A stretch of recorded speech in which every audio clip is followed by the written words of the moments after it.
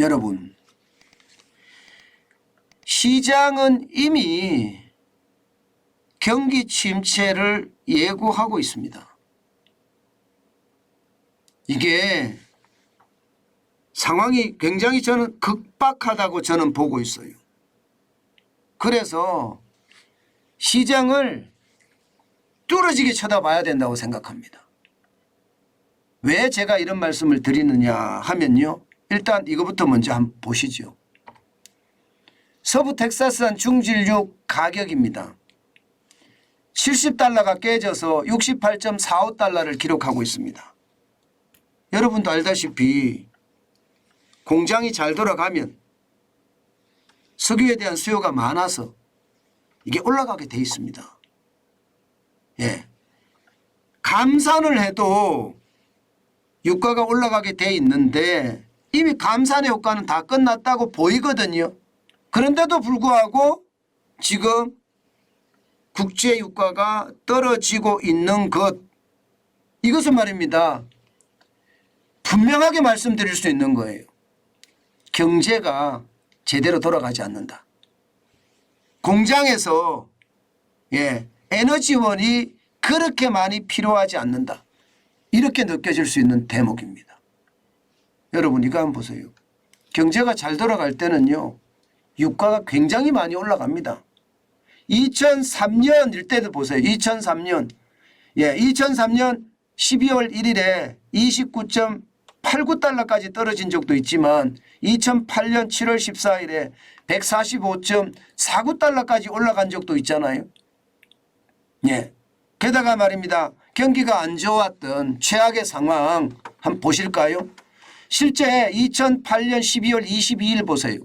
31.12달러까지 떨어졌습니다. 2008년 9월 15일이 리먼 브러더스가 파산하는 날입니다. 9월 15일 이후에 3개월도 채 안 걸려서 유가가 박살나버렸죠. 마찬가지로 2020년 4월 20일에 저는 세상에 유가가 마이너스가 되는 거 처음 봤거든요. 그때 마이너스 37.63달러까지 떨어졌어요. 참 세상에나 뭐 이런 일이 있을까 싶을 정도로 말입니다.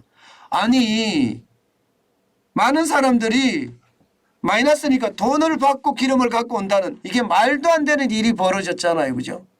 이 경기가 안 좋고 수요가 적은데 공급은 많으면 저장할 때도 없고 버려야 되는 그런 상황이 되니까 이런 결과가 되는 거거든요. 결국 말입니다. 경기가 좋지 않으면 최악이라는 거예요. 2022년 3월 8일에는 123.70달러까지 올라가기도 했습니다. 이때는 기름이 많이 필요할 거라고 예상을 했죠. 왜? 러시아가 우크라이나를 침공했잖아요.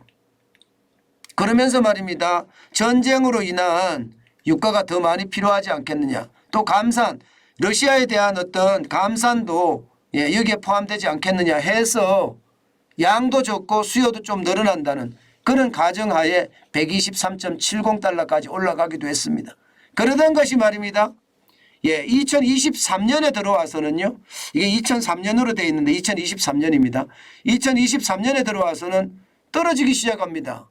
80.47달러까지 떨어졌다가 지난 3월 15일에는 66.74달러로 최하까지 내려갔습니다. 그러다가 다시 4월 12일에 80.86달러까지 올라갔거든요. 그러다가 5월 4일 다시 68.45달러로 떨어지고 있습니다. 이것은 결국 말입니다. 전 세계 시장에서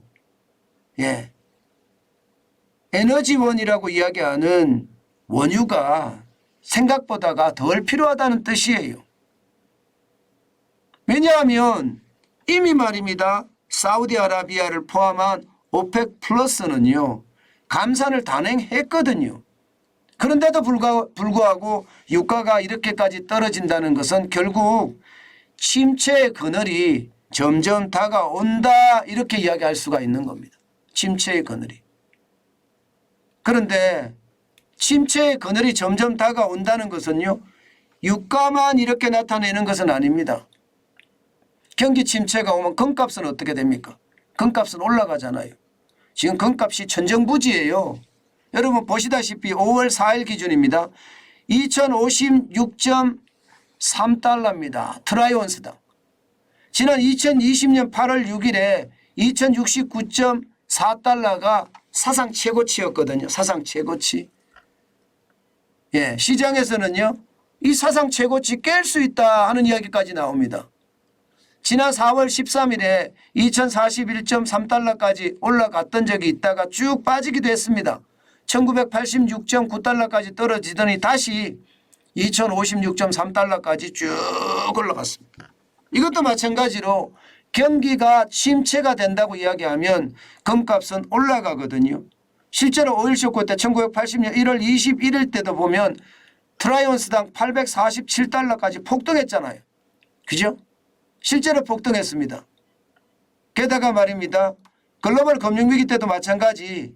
예, 이게 1876달러까지 폭등했고요. 또 코로나 위기 때도 2069달러까지 폭등했고요.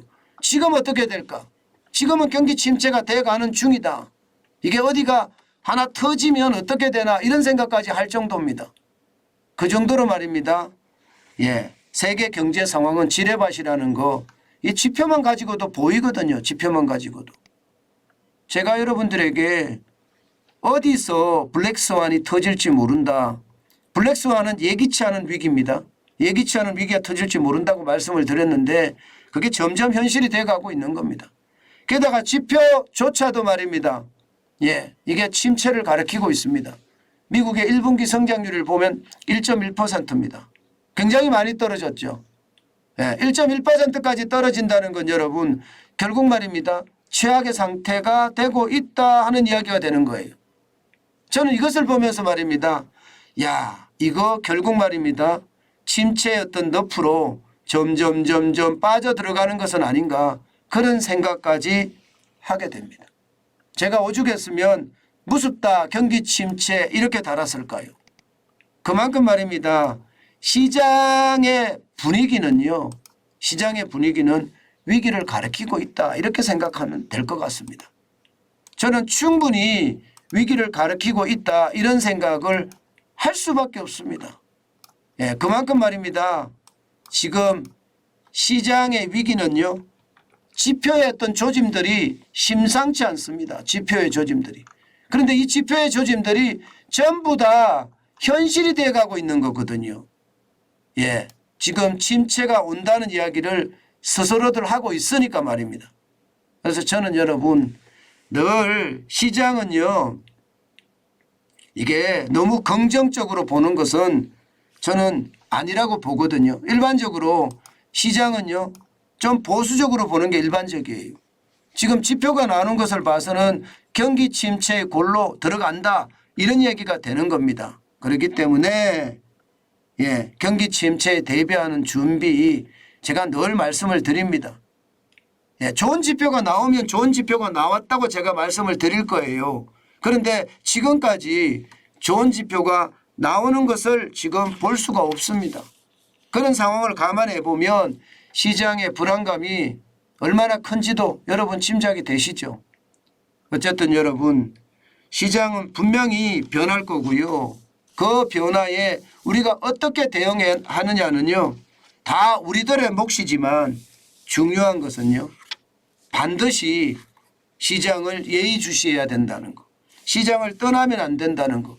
다시 한번 말씀드립니다.